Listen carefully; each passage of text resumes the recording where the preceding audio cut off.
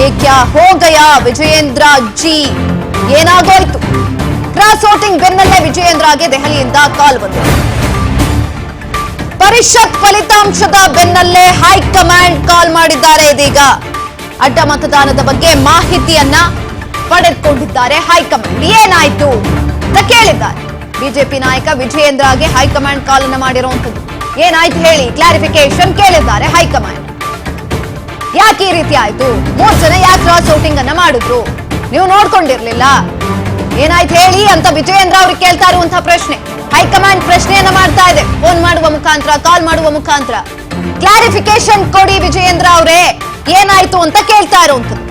ಪರಿಷತ್ ಫಲಿತಾಂಶದ ಬಳಿಕ ಫೋನ್ ಹೋಗಿದೆ, ಹೈಕಮಾಂಡ್ ಇಂದ ಫೋನ್ ಬಂದಿದೆ ವಿಜಯೇಂದ್ರ ಅವ್ರಿಗೆ.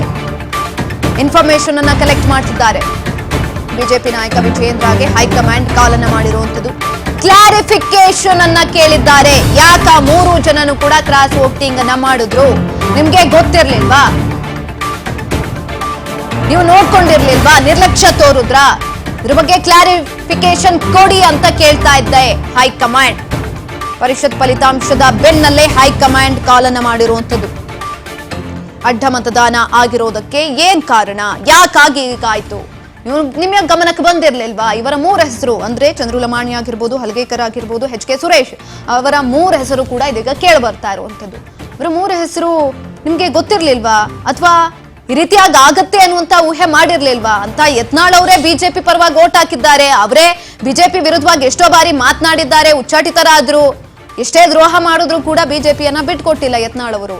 ಆದ್ರೆ ಈ 3 ಜನ ಪಕ್ಷಕ್ಕೆ ದ್ರೋಹವನ್ನ ಮಾಡಿದಂಥದ್ದು. ಪಕ್ಷನೂ ಕೂಡ ಊಹೆ ಮಾಡಿರ್ಲಿಲ್ಲ ಅಂತ ಅನ್ಸುತ್ತೆ.